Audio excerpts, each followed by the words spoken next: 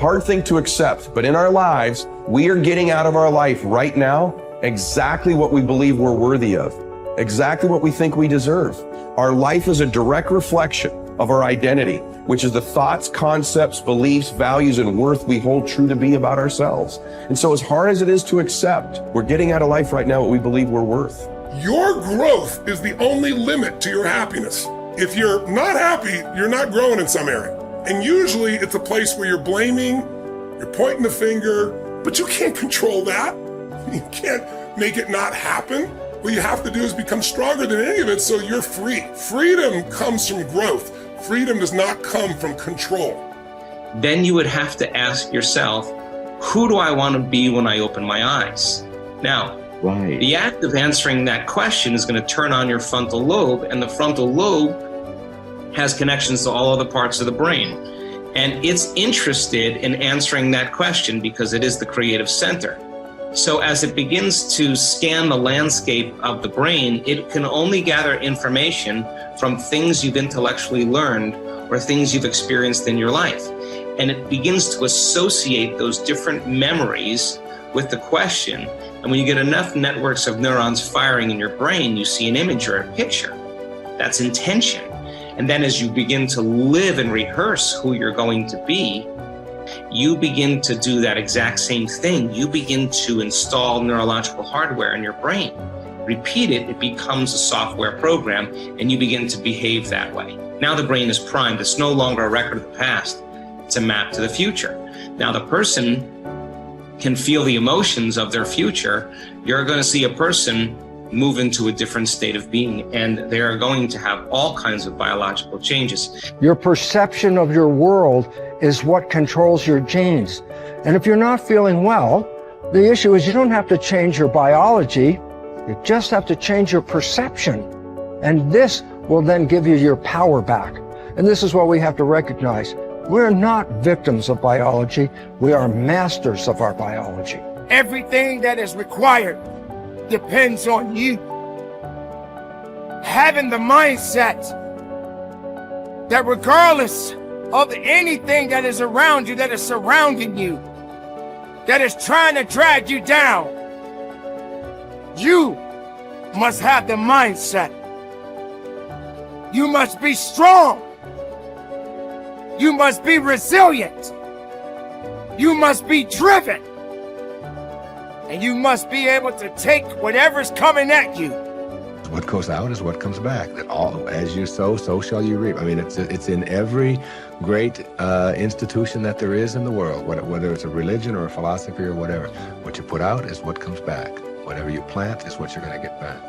And the more that you put out honesty, just because it's what you are, because you are being honesty, you're not trying to be honest, you are just being honesty, then that's what will come back to you on a regular basis. And when it doesn't, you'll just see that as another test for you to pass. This comes from Einstein. He said, the most important decision any human being must make is whether or not you live in a friendly or a hostile universe. Now, he could have said realization, but he didn't. He said decision. You have to decide, because there is no empirical truth. You don't live in either a friendly or a hostile universe. You decide, and that perception, that viewpoint from which you judge everything else that happens in your life will be colored by whether or not you think it is a universe that is working for you or against you. And it's a choice. But most people think of their viewpoint as being patently real, as being just objective and true.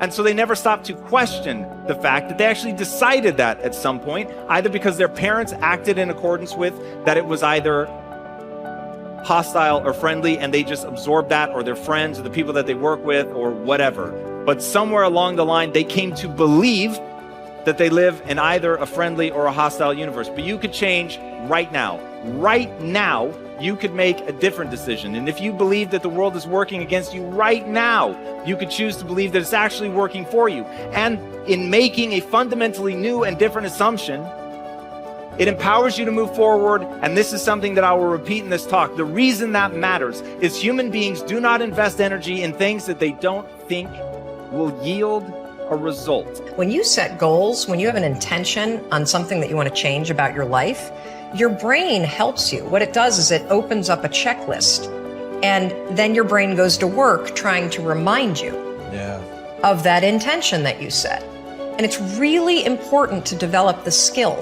and I say that word purposefully, the skill of knowing how to hear that inner wisdom and that intention kicking in and leaning into it quickly. So for me, my brain saying, that's it, right there, move as fast as a rocket, Mel. I wanted to change my life. And I think most people that are miserable or that are really like dying to be great and dying to have more, we want to change. We want to live a better life. We want to create more for our families. We want to be happier.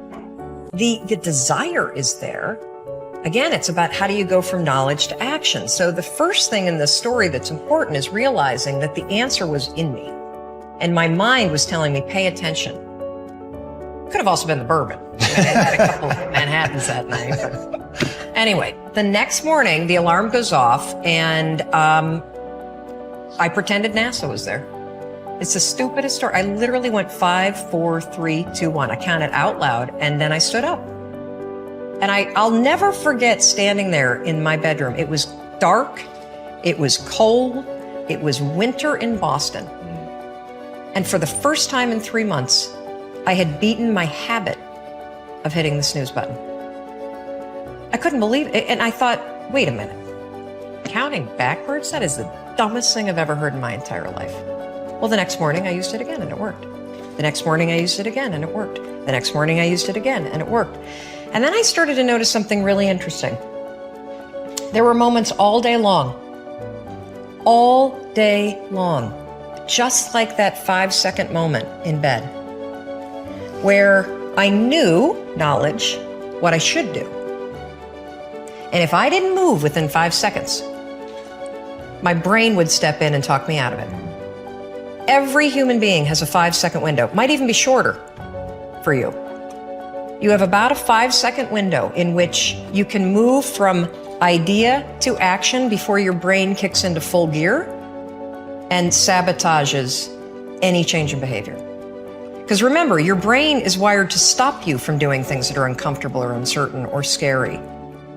It's your job to learn how to move from those ideas that could change everything into acting on. Take action. When you start to walk, talk, dress, and behave like the top people, you soon begin to feel like the top people. You will treat other people like the top people do. You will work the way the top people work. You will start to get the results that the top people get. In no time at all, you will be one of the top people yourself. It may be trite to say, fake it until you make it, but there is a lot of truth to it.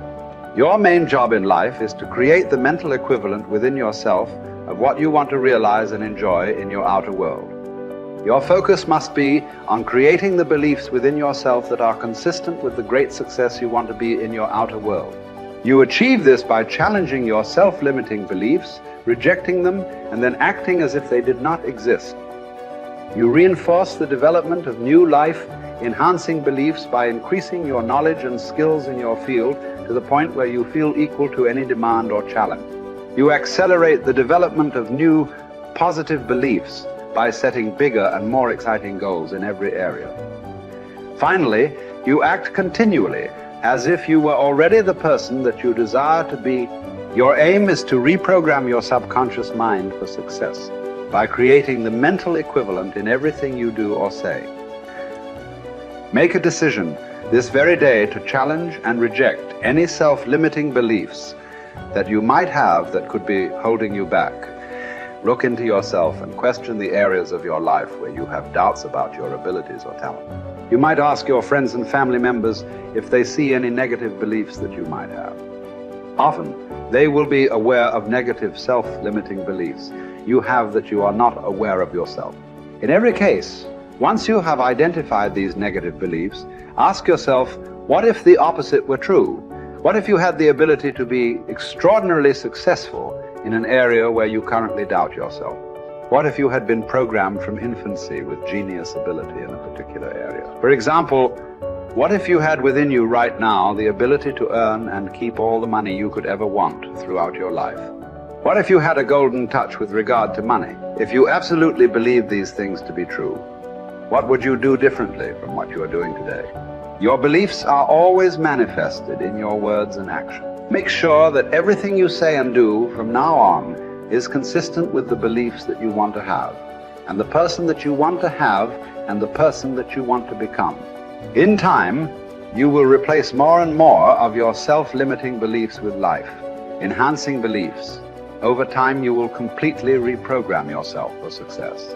When this occurs, the transformation that takes place in your outer life will amaze you and all the people around you.